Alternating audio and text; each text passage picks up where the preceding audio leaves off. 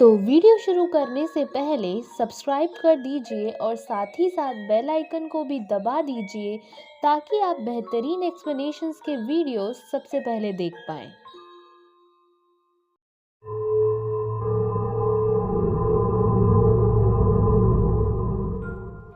तो दोस्तों, आज आपका एक बार फिर से स्वागत है हमारे channel let me square you में।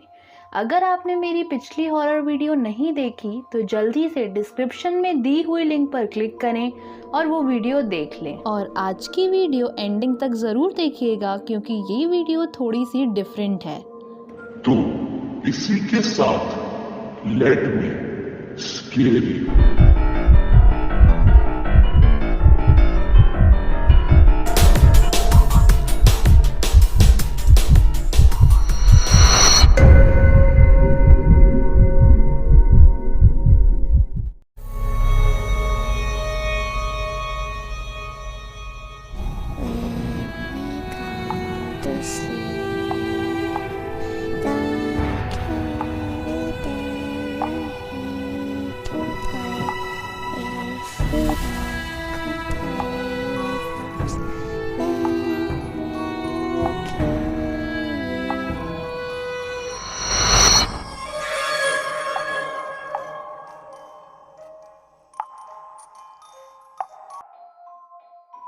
तो आज हम बात करने वाले हैं SCP-2571 के बारे में। SCP-2571 ऑब्जेक्ट क्लास यूक्लिड को बिलोंग करता है। अब सबसे पहले हम बात करते हैं स्पेशल कंटेनमेंट प्रोसीजर्स के बारे में। वैसे तो SCP-2571 के लिए कुछ खास कंटेनमेंट प्रोसीजर नहीं है, पर फिर भी SCP फाउंडेशन ने एक स्पेशल बॉट बनाया है जो ऐसे सभी लोगों पर ऑनलाइन नज़र रखता है जिनका सामना SCP-2571 से हुआ है। और इसी के साथ साथ MTF-57 नाम से एक लोगों का ग्रुप है जो SCP-2571 के हर एक केस पर अच्छी तरह नज़र रखता है। अब चलिए मैं आपको बताती हूँ कि आखिर SCP-2571 क्या और कौन है। SCP-2571 को क्रेगलवुड पार्क के नाम से भी जाना जाता है। अब जैसा कि इसके नाम से ही पता चल रहा है कि ये एक अम्यूज़मेंट पार्क है। इस पार्क में केवल 4 से 12 साल तक के ही बच्चे जा सकते हैं। अब आप लोग पूछेंगे कि आखिर ये पार्क कहाँ है, तो इसका जवाब ये है कि ये पार्क रियल में कहीं पर भी नहीं है। अब आप बहुत कंफ्यूज हो गए होंगे, तो चलिए अब ज़रा डिटेल में समझते हैं। रियल में SCP-2571 कहीं पर भी एग्जिस्ट नहीं करता। ये पार्क बच्चों के सपनों में आता है और इसमें सपनों के थ्रू ही जाया जा सकता है। और जाहिर सी बात है, ये केवल बच्चों के सपनों में ही आता है। इसलिए अगर कोई बड़ा या खुद SCP फाउंडेशन में काम करने वाले लोग इसमें जाना चाहें तो नहीं जा सकते। तो फिर SCP फाउंडेशन को इसके बारे में किस तरह पता चला? इस सवाल का जवाब देने से पहले मैं आपको एक बात और बता देती हूँ। तो अब मैं आपको जो बात बताने जा रही हूँ उससे आपको ये पता चलेगा कि आखिर SCP-2571 के बारे में पता लगाना अपने आप में ही कितना कठिन काम था। SCP फाउंडेशन के अकॉर्डिंग दुनिया के 0.05% लोग, मतलब ऑलमोस्ट 40 लाख लोग ऐसे हैं जिन्होंने या तो SCP-2571 को देखा है या वो उसके अंदर गए हैं। तो इससे हम ये बात समझ सकते हैं कि दुनिया की इतनी बड़ी पॉपुलेशन में केवल 40 लाख लोग ही ऐसे हैं जिन्होंने SCP-2571 को एक्सपीरियंस किया है। तो ऐसे में इन 40 लाख लोगों का पता लगाना अपने आप में ही एक बहुत कठिन बात है। तो चलिए अब हम बात करते हैं कि आखिर SCP फाउंडेशन ने SCP-2571 के बारे में कहाँ और कैसे पता लगाया। बहुत टाइम पहले SCP फाउंडेशन को ऐसी खबरें मिलीं कि कुछ एरियाज़ में 4 से 12 साल की उम्र के कुछ बच्चे गायब होने लगे हैं। SCP फाउंडेशन को शक तब हुआ जब उन्हें ये मालूम पड़ा कि बच्चों के गायब होने वाले हर केस में 3 चीज़ें थी जो सेम थी। पहली चीज़ ये थी कि केवल उन्हीं घरों से बच्चे गायब हो रहे थे जहां 2 बच्चे थे। दूसरी चीज़ ये थी कि एक बच्चे के गायब होने के बाद दूसरा बच्चा सदमे में रहता था और उसका यही कहना होता था कि उसे हर रात एक डरावना सपना आता है। और तीसरी और सबसे ज़रूरी चीज़ ये है कि गायब होने वाले बच्चे के भाई या बहन को ये पता ही नहीं होता था कि उसका कोई भाई या बहन भी है जो कि गायब हो चुका है। और यही वो बात थी जो SCP फाउंडेशन को बहुत अजीब लगी और उनका कहना था कि ये काम किसी आम आदमी का नहीं है। फिर भी काफ़ी साल ढूंढने के बाद SCP फाउंडेशन को ना ही बच्चों का और ना ही उस किडनैपर का कुछ पता चला। तब SCP फाउंडेशन ने ये डिसाइड किया कि वो उन सभी लोगों से बात करेगी जिनके भाई या बहन बचपन में गायब हो गए थे। और आज जितनी भी इंफॉर्मेशन SCP फाउंडेशन के पास है 2571 के बारे में, वो 2 ही चीज़ों की वजह से है। पहली उन लोगों के साथ बातचीत या उन लोगों के साथ लिए गए इंटरव्यू के थ्रू, और दूसरी एक कैसेट के बारे में हम बाद में बात करेंगे। पहले हम उन सभी इंटरव्यूज़ के बारे में बात करते हैं जो SCP फाउंडेशन ने SCP-2571 के बारे में पता लगाने के लिए किए। और आपको इन सभी इंटरव्यूज़ सुनने के बाद SCP-2571 के बारे में सब कुछ समझ में आ जाएगा।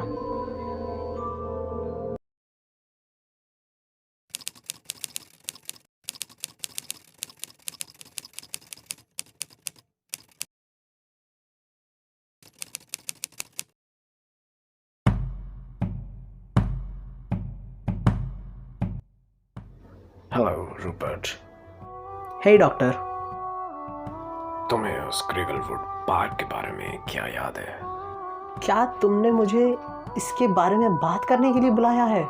वो बस एक बुरा सपना था जो मेरे बचपन में आया करता था। क्या आप थोड़ा एक्सप्लेन कर सकते हैं? हाँ, वो सपना एक थीम पार्क के बारे में था जहाँ मैंने जाने की गलती की थी। वहाँ ऐसा क्या हुआ था? जैसे ही मैं उस पार्क में गया, वो डिज्नीलैंड जैसा था। हाँ, बस उससे थोड़ा छोटा था। वहाँ कोई झूले नहीं थे, बस एक लंबा रास्ता था जो कि जंगल के अंदर जा रहा था। वहाँ सब कुछ जगमगा रहा था जैसे कार्टून में होता है। और वहाँ वो अजीब पेड़ थे, पर मुझे उन पेड़ों के बारे में बताओ। उन सबके चेहरे थे और वो कुछ गा रहे थे, कुछ अजीब सा गाना, और उनके चेहरे के एक्सप्रेशंस बदल नहीं रहे थे। बस एक क्रीपी स्माइल थी उनके चेहरे पर। बस वो गा रहे थे, हंस रहे थे और गा रहे थे। क्या इसके अलावा मुझे और कुछ बता सकते हो? वो एक अजीब सी धुन जो हर जगह बज रही थी। वो एक किस्म का मेले में बजने वाला गाना था। तुमने पहले कहा था कि वहां पर किसी भी तरह के झूले नहीं थे। नहीं, वहां पर झूला था, केवल एक ही झूला था। वो एक घोड़े वाली राइड थी जो बचपन के लिए होती है, आप समझ रहे ना? Merry go round? हाँ, और वो अजीब सा गाना जो उसी झूले से आ रहा था। क्या तुम वहां पर अकेले थे? नहीं, वहाँ और भी बच्चे थे। वो लोग भी डरे हुए थे। हम सब हंस रहे थे, पर हमें बहुत रोना भी आ रहा था। और हम सब ये इसलिए कर रहे थे ताकि हम उन हंसते हुए पेड़ों को धोखा दे सकें, ताकि उन पेड़ों को ये ना लगे कि हम बहुत डरे हुए हैं। उन्हें खुश रखने के लिए? हाँ, बिल्कुल। क्या और भी कुछ हुआ था? अरे नहीं, कुछ याद नहीं आ रहा। मैं उस जगह पर काफ़ी सालों से नहीं गया। पर एक चीज़ थी, सपने के ख़त्म होने से पहले एक चीज़ हुई थी। रिलैक्स, आराम से सोचो। जैसे ही मैं वापस जा रहा था, मैंने कुछ देखा। एक छोटा पेड़ मेरे पैर के पास था। मेरी तरफ देख रहा था, वही क्रीपी स्माइल। मैंने जैसे ही उसे देखा, मैं चिल्लाया और सपना टूट गया। क्या था उस पेड़ में? उस पेड़ का चेहरा मेरे जैसा था।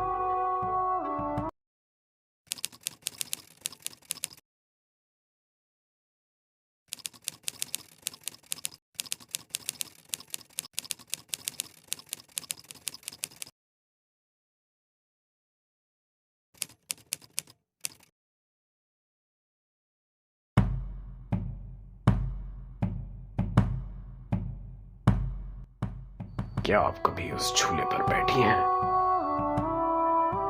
क्या क्या तुम्हारा दिमाग खराब है? बिल्कुल नहीं बैठी। तो वहां क्या हुआ जब आप वहां पहुंची?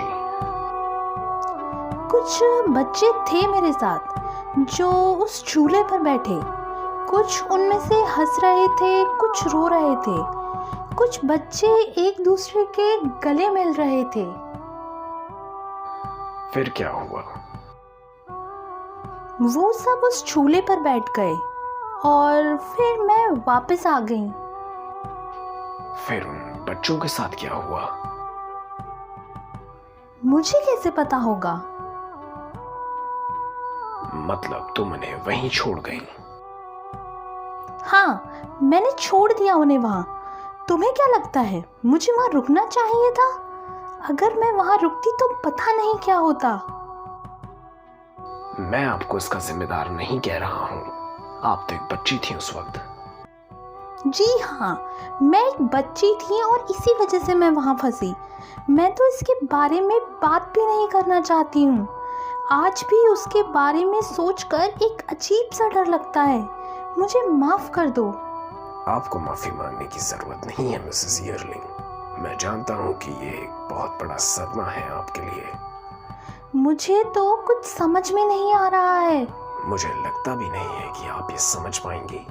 इन सबको समझना बहुत मुश्किल है। नहीं, ऐसा नहीं है। वो क्या?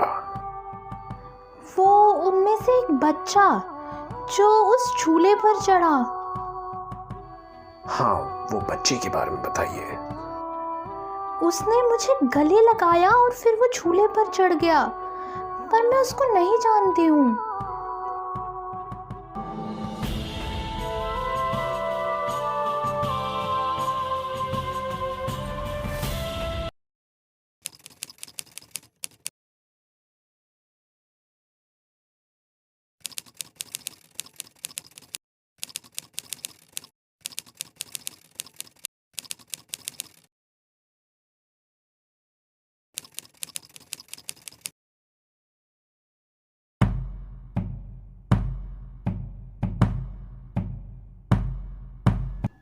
मैं आपसे उस वीडियो कैसेट के बारे में बात करना चाहता हूँ। हे भगवान, मैं समझता हूँ। तुम लोग कुछ नहीं समझते। मैं इस बारे में बात नहीं करना चाहता हूँ। प्लीज मिस्टर ब्लेयर, मैं इसके बारे में जानना चाहता हूँ। ठीक है, बताइए क्या जानना चाहते हैं। वो कैसेट आपको कहाँ से मिली? मुझे नहीं पता। मुझे वो अपने घर की अटारी पर मिला था। मुझे लगा कि वो कोई घोस्टबस्टर मूवी की पुरानी सीडी है। उस कैसेट में दिखाई गई किसी पिक्चर को आप पहचानते हैं? मुझे नहीं पता। वो सपने जैसी थी। मुझे लगता है वो टेप शायद मुझे किसी ने बचपन में दिखाई होगी। क्या तुम बचपन से उस घर में रहे? हाँ। क्या तुम उस घर में अपने माता पिता के साथ रहते थे? हाँ हाँ। क्या उस फ्रंट बेडरूम के बारे में? देखो, मैं उसके बारे में बात नहीं करना चाहता हूँ। देखो, प्लीज बताओ, वो फ्रंट बेडरूम। मुझे नहीं पता। वो हमेशा से ही ऐसा था। उसे कभी किसी ने इस्तेमाल ही नहीं किया, इसलिए हम हमेशा उसे बंद रखते थे। मिस्टर ब्लेयर, मैं बस एक और सवाल पूछना चाहता हूँ। पूछो। मिस्टर ब्लेयर, क्या आप हमेशा से ही इकलौते बच्चे थे?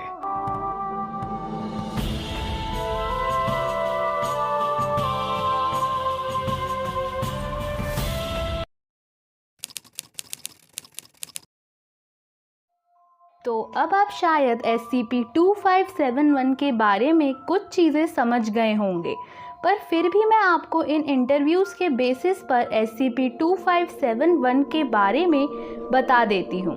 तो SCP-2571 क्रेगलवुड पार्क नाम का एक अम्यूज़मेंट पार्क है जो कि छोटे बच्चों के सपनों में आता है।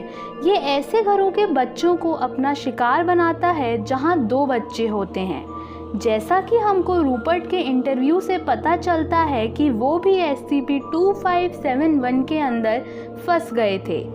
उन्होंने SCP-2571 की अपीयरेंस के बारे में अपने इंटरव्यू में एक्सप्लेन किया और साथ ही साथ ये भी बताया कि SCP-2571 में केवल एक ही झूला है जो कि एक घोड़े वाली राइड है। अब अगर हम मिसेस यर्लिंग के इंटरव्यू के बारे में बात करें तो हमें ये पता चलता है कि जब वो वहाँ गईं तो उनके साथ एक और बच्चा था जो कि उनका भाई या बहन होगा, और इससे हमें ये पता चलता है कि दोनों बच्चे एक साथ उसके अंदर गए और उनका भाई या बहन वहीं रह गया। इससे ये क्लियर हो जाता है कि SCP-2571 के अंदर जाने के बाद एक बच्चे को वहीं रहना पड़ता है और वो ही बच्चा उस झूले पर झूलता है और दूसरा बच्चा बाहर आ जाता है और बाहर आते वक्त उसकी शक्ल का एक पेड़ वहीं रह जाता है। और साथ ही साथ मिसेस यर्लिंग ने ऐसे बहुत सारे बच्चे देखे जो उस झूले पर बैठे थे, तो वो बच्चे भी यहाँ अपने भाई या बहन के साथ आए होंगे और उनके भाई या बहन बाहर चले गए और उन्हें यहीं रहना पड़ा। तो अब अगर हम मिस्टर ब्लेयर के इंटरव्यू के अकॉर्डिंग देखें तो हमें ये पता चलता है कि उन्हें सपने के बारे में ज़्यादा कुछ तो नहीं याद, पर जब वो उस जगह पर गए होंगे तब उन्होंने एक वीडियो रिकॉर्ड की होगी, इसलिए क्रेगलवुड पार्क की वो कैसेट उनके पास थी, पर उन्हें ये बात नहीं याद। दूसरी चीज़ ये है कि डॉक्टर रीनर ने जब फ्रंट बेडरूम के बारे में मिस्टर ब्लेयर से पूछा तो वो डर गए, तो उससे ये बात साफ हो जाती है कि ज़रूर वो कमरा उनके भाई या बहन का होगा, जिसके गायब होने के बाद उनके पेरेंट्स ने उसे लॉक कर दिया होगा। पर ब्लेयर को इस किसी भी चीज़ के बारे में कुछ भी नहीं याद, और इसके साथ डॉक्टर रीनर के एक और सवाल पूछे जाने पर कि क्या वो इकलौते हैं, वो कोई जवाब नहीं दे पाए। तो इससे ये बात क्लियर है कि जो भी बच्चा SCP-2571 से बाहर आ जाता है उसे अपने भाई या बहन के बारे में कुछ याद नहीं रहता। तो अगर आपने उन तीनों इंटरव्यूज़ को ध्यान से सुना होगा तो आपको एक चीज़ ज़रूर समझ आई होगी कि उन तीनों में से किसी को भी सपने के बारे में पूरी चीज़ें नहीं याद। किसी को सपने के पहले हिस्से के बारे में कुछ चीज़ें याद हैं तो किसी को सपने के दूसरे हिस्से के बारे में। तो इससे हम ये अंदाज़ा लगा सकते हैं कि हो सकता है इन तीनों लोगों को फ्यूचर में SCP-2571 के बारे में कुछ भी याद ना रहे। इसीलिए हो सकता है कि SCP फाउंडेशन के लिए ये बहुत कठिन है कि वो ऐसे लोगों को ढूंढ सके जिन्हें SCP-2571 के बारे में सब कुछ याद हो। तो चलिए अब हम फाइनली बात करते हैं उस वीडियो कैसेट के बारे में जो SCP फाउंडेशन को ब्लेयर के घर पर मिली थी। तो SCP फाउंडेशन ने जब उस कैसेट को देखा तो कुछ स्टार्टिंग के सेकंड्स में कुछ भी पता नहीं चला, पर 23 सेकंड्स पर यह क्लियरली देखा गया कि एक जंगल के रास्ते से 2 बच्चे एक दूसरे का हाथ पकड़कर जा रहे होते हैं। पीछे एक अजीब सी धुन बज रही होती है जिसके बारे में रूपर्ट ने अपने इंटरव्यू में बताया था। उनमें से एक बच्चा कहता है कि वो डरा हुआ है और दूसरा बच्चा उससे कहता है कि वो हंसे, रोए नहीं और ना ही अपने चेहरे पर डर वाले एक्सप्रेशंस लाए। फिर काफ़ी देर के लिए स्क्रीन ब्लर हो जाती है और फाइनली 1 मिनट 9 सेकंड पर एक पेड़ की झलक दिखाई देती है जो कि हंस रहा होता है। फिर 1 मिनट 10 सेकंड पर एक म्यूज़िक की आवाज़ आती है और 1 मिनट 15 सेकंड पर अजीब सी हंसने की आवाज़ें आने लगती हैं और 1 मिनट 20 सेकंड पर म्यूज़िक की आवाज़ काफ़ी तेज़ हो जाती है जो कि अच्छी तरह सुनाई दे रही थी। ऐसा लग रहा था कि वो बच्चे उस म्यूज़िक के सोर्स की तरफ जल्दी जल्दी बढ़ रहे हैं। फिर 1 मिनट 30 सेकंड पर एक झूला दिखाई देता है, जो कि वही घोड़े वाला झूला था जो रूपर्ट ने और मिसेस यर्लिंग ने अपने इंटरव्यू में बताया था। उस झूले के पास 12 से भी ज़्यादा बच्चे खड़े हुए थे। फिर 1 मिनट 58 सेकंड पर एक बच्चा दूसरे बच्चे से कहता है कि अब वो उस झूले के पास चला जाए। 2 मिनट 8 सेकंड पर वही बच्चा दूसरे बच्चे से रिक्वेस्ट करता है कि वो वहीं रह जाए। और आखिर में 2 मिनट 42 सेकंड्स पर एक वही पेड़ की झलक दिखाई देती है। इस बार स्क्रीन बिल्कुल क्लियर होती है और ये बात बिल्कुल क्लियरली समझ आ गई थी कि रूपर्ट जो भी बोल रहा था वो सब सच था। उस पेड़ का एक अजीब सा चेहरा था और उसके चेहरे पर एक क्रीपी स्माइल थी जो कि किसी को भी डरा सकती है। और उसी अजीब से पेड़ वाले चेहरे के साथ वो वीडियो ख़त्म हो जाता है। अब इससे ये बात तो साफ हो गई है कि वो तीनों इंटरव्यूज़ बिल्कुल सही थे। जो भी उन लोगों ने कहा वो सब सच था और ये सब उन लोगों को ज़िंदगी भर का सदमा देने के लिए काफ़ी था। पर अभी भी SCP फाउंडेशन के पास SCP-2571 से रिलेटेड जितनी भी इंफॉर्मेशन है वो कंप्लीट नहीं है। मैंने पहले भी कहा था और मैं अब भी कहूँगी कि जो भी इंफॉर्मेशन SCP-2571 के बारे में है वो 2 ही कारणों की वजह से है। पहली इंटरव्यू और दूसरी वो छोटी सी वीडियो कैसेट। पर अभी भी हम ये अंदाज़ा नहीं लगा सकते कि SCP-2571 का अगला शिकार कौन होगा और SCP-2571 इससे और कितना ज़्यादा मिस्टीरियस और भयानक हो सकता है। हेलो दोस्तों, मैं डॉक्टर रेनर। मेरे इंट्रोडक्शन की तो आपको ज़रूरत नहीं है, आप तो ऑलरेडी मेरे लिए गए इंटरव्यूज़ को देख ही चुके हैं। तो फिर अगर आपको ये वीडियो पसंद आई है तो इसे लाइक करिए और इस चैनल को सब्सक्राइब ज़रूर कीजिए, वरना आप तो जानते ही हैं कि SCP फाउंडेशन में काम करने वाले